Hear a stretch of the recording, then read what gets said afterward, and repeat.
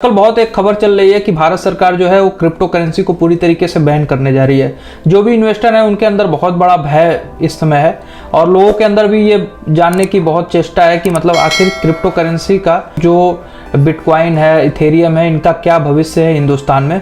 तो उसी पे हमारा ये वीडियो है और जो भी इन्वेस्टर हैं या जो इन्वेस्ट करने की सोच रहे हैं उनके लिए ये वीडियो जो है बहुत ज़्यादा इन्फॉर्मेटिव होने वाला है, क्योंकि हम यहाँ पे डिस्कस करेंगे कि जो जिन लोगों ने भी अपने पैसे क्रिप्टो मार्केट में लगा रखे हैं, जो जिनने क्रिप्टो करेंसी खरीद रखा है बिटकॉइन में, इथेरियम में या डॉजी कॉइन में, जिन लोगों ने भी अपने पैसे लगाए हैं तो उनके पैसे का क्या होने वाला है। क्योंकि जिन लोगों ने भी इन्वेस्ट किया हुआ है उनके मन में एक शंका है कि अगर भारत में भी चाइना की तरह क्रिप्टो करेंसी की पूरी ट्रांजैक्शन को रोक दिया जाता है, जो भी इंस्टीट्यूशन है, फाइनेंशियल इंस्टीट्यूशन है, उन पे पूरी तरीके से रोक लगा दिया जाता है, या जो भी ट्रेडर हैं उनको पूरी तरीके से बैन कर दिया जाता है। जैसे इस समय आप देखेंगे तो कई सारे ट्रेडर कंपनियां आ गई हैं जो आपको एक प्लेटफॉर्म प्रोवाइड कराती हैं कि किस तरीके से आप बिटकॉइन खरीद सकते हैं, किस तरीके से ट्रेड कर सकते हैं, जो फैसिलिटी प्रोवाइड कराती हैं। बहुत सारे यूट्यूबर्स हैं जो उससे रिलेटेड वीडियोज बनाते हैं, बहुत सारे एडवर्टीजमेंट आजकल आप लोगों को देखने को मिलता है। तो क्या इन सब पे भारत सरकार रोक लगाएगी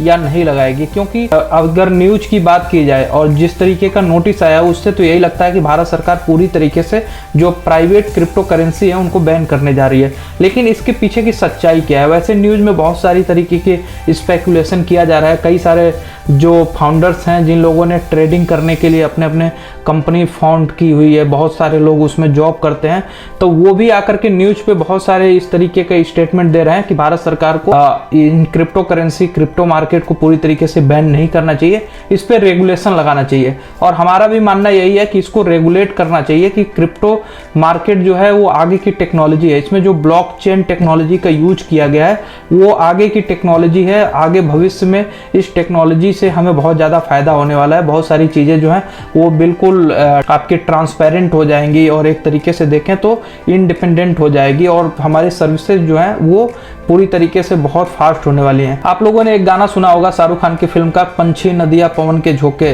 कोई सरहद ना इन्हें रोके। तो करेंसी भी जो है वो क्रिप्टो के आने की वजह से अगर आप देखेंगे तो वो भी उस पंछी की तरह हो गई है, जिसे कोई भी सरहद में आप नहीं बांध सकते। क्योंकि अभी तक जो हमारा INR है या जो भी डॉलर्स हैं उनके लिए एक बाउंड्रीज है, एक लिमिटेड ही यूज होता है। लेकिन जो क्रिप्टो करेंसी है उसका आप पूरे ऑल ओवर वर्ल्ड में आप यूज कर सकते हैं। लेकिन अगर देखा जाए तो 10,000 से ज़्यादा क्रिप्टो करेंसी आजकल मार्केट में है।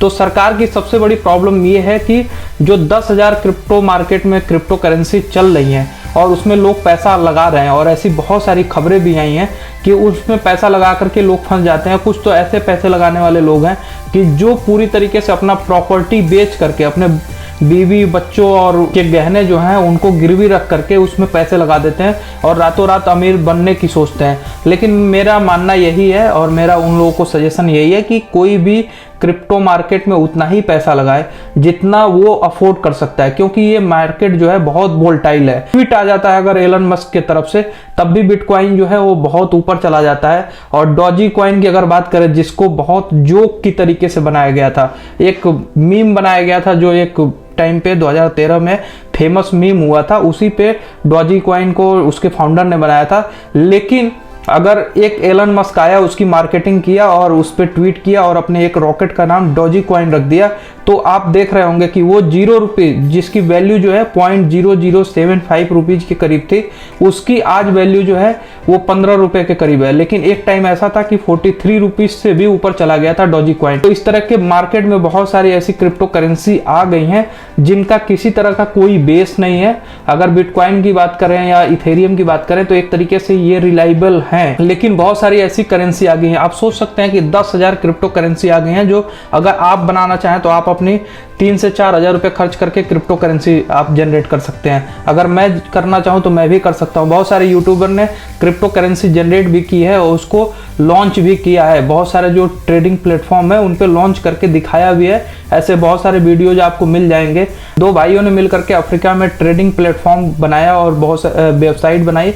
लोगों ने उसमें इन्वेस्ट किया, 69,000 बिटकॉइन उन लोगों ने इन्वेस्ट कराया और उसके बाद उस पैसे को लेकर के भाग गए। आपको क्रिप्टो मार्केट में पैसा लगाने से पहले कम से कम ये देखना चाहिए कि इस क्रिप्टो करेंसी की क्या मतलब रिलायबल है, क्या इस पे हम भरोसा कर सकते हैं? तो मेरा सजेशन आप लोगों को यही है कि क्रिप्टो अभी आप लोगों को एक तरीके से सरकार का जो नोटिस है उसको आने से पहले आपको वेट करना चाहिए और सोचना चाहिए कि क्या सरकार किस तरीके के रेगुलेशंस लेकर आ रही है। पूरा क्रिप्टो मार्केट है उसको रेगुलाइज करना चाहिए, और जो उसमें टैक्स गेन होता है, जो सरकार जो लोग उससे पैसे बना रहे हैं उनसे टैक्स भी चाहे तो सरकार ले सकती है और बहुत मोटा पैसा आ सकता है। आप सोच सकते हैं कि कोई अगर 1 करोड़ रुपए लगा करके 48 करोड़ रुपए अगर बना ले रहा है तो आप सोच सकते हैं कि उससे कितना सरकार को टैक्स आ सकता है, कितना ज़्यादा इनकम हो सकती है।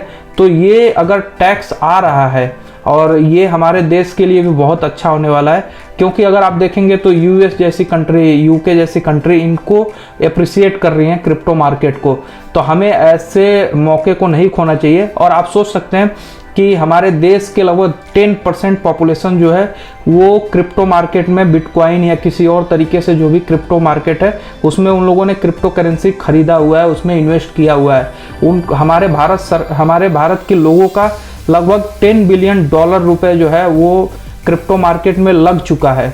तो भारत सरकार अगर इस पे किसी तरह का बैन लगाती है तो एक तरीके से जो हमारे लोग हैं, जिन लोगों ने इन्वेस्ट किया है, $10 बिलियन इन्वेस्ट किया है, उसकी वैल्यू बहुत ज़्यादा तेज़ी से गिर जाएगी। जो भी इन्वेस्टर हैं उनको एक ध्यान रखना चाहिए कि जिन लोगों ने भी पैसे क्रिप्टो मार्केट में लगाया, अगर भारत सरकार उसको बैन भी कर देती है पूरी तरीके से, फिर भी उनका पैसा नहीं डूबेगा, क्योंकि पूरा क्रिप्टो मार्केट ही है। अगर बिटकॉइन का एग्जांपल लिया जाए तो केवल भारत में ही इन जो लोग हैं वो इन्वेस्टर नहीं है, पूरी दुनिया उसमें इन्वेस्ट कर रही है।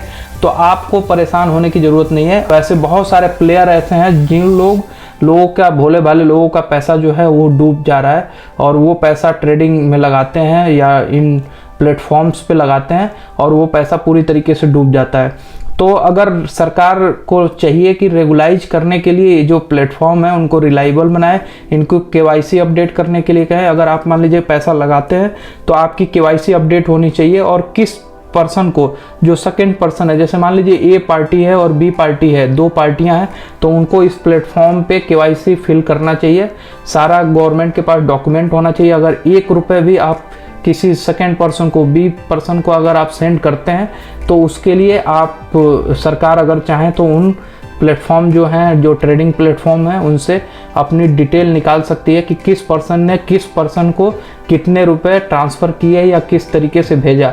क्योंकि आप लोग देखे होंगे कि इस पूरे क्रिप्टो मार्केट की वजह से बहुत सारे इस तरीके के इलीगल एक्टिविटीज़ की जा रही हैं, जिसमें जैसे टेरर फंडिंग हो गया। ये एक बहुत बड़ा कंसर्न है किसी भी देश के लिए, किसी भी सोवरियन कंट्रीज के लिए ये बहुत बड़ा कंसर्न है। आपने देखा भी होगा कि नरेंद्र मोदी जी जो भारत के प्रधानमंत्री है, उन्होंने स्टेटमेंट भी अपना दिया था कि अगर जो क्रिप्टो मार्केट है, जो क्रिप्टो करेंसी है, इसका यूज जो है वो गलत हाथों में अगर चला जाता है तो उससे बहुत सारी इलीगल जो एक्टिविटीज़ हैं वो हो सकती हैं, टेरर फंडिंग तक हो सकती है। और ऐसी एक्टिविटी देखी भी गई है कि बहुत सारी जो प्राइवेट क्रिप्टो करेंसी हैं उनके माध्यम से टेरर फंडिंग की गई है। अगर मान लीजिए कि हिंदुस्तान से कोई पर्सन अगर चाहता है टेरर फंडिंग करना और पाकिस्तान में पैसा भेजना चाहता है तो वो बहुत आसानी से इन क्रिप्टो करेंसी के माध्यम से भेज सकता है, क्योंकि अगर वो किसी बैंक जो फिएट करेंसी है उसके माध्यम से अगर भेजना भी चाहे तो उसको बैंक में जाना पड़ेगा, या बैंक के माध्यम से अगर इंटरनेट बैंकिंग के थ्रू भी अगर पैसा भेजता है तो ए पार्टी जो है और जो बी पार्टी पाकिस्तान में है उसके बीच जो ट्रांजैक्शन होगा वो बिना बैंक के नहीं हो सकता। लेकिन जो आपकी क्रिप्टो करेंसी होती है, जैसे बिटकॉइन हो गया, उसमें अगर पैसा जो ए पार्टी से बी पार्टी के तरफ जाता है तो उसमें किसी तरीके का थर्ड पर्सन इन्वॉल्व नहीं होता, उसमें केवल और केवल उसे जा करके उसको ट्रांसफ़र करना होता है और बहुत आसानी से बी पार्टी के पास पैसा जो है बहुत आसानी से ट्रांसफ़र हो जाता है। धन्यवाद दोस्तों, ऐसे ही वीडियोज़ देखने के लिए मेरे चैनल को सब्सक्राइब कर लीजिए और मैं ऐसे ही टॉपिक पे वीडियोज़ लेकर के आता रहूँगा। बहुत सारी इन्फॉर्मेटिव वीडियोज़ मैं बनाता हूँ, तो प्लीज़ मेरे चैनल को सब्सक्राइब कर लीजिए। अगर आपको ये वीडियो पसंद आया तो प्लीज़ लाइक करिए। थैंक यू, जय हिंद।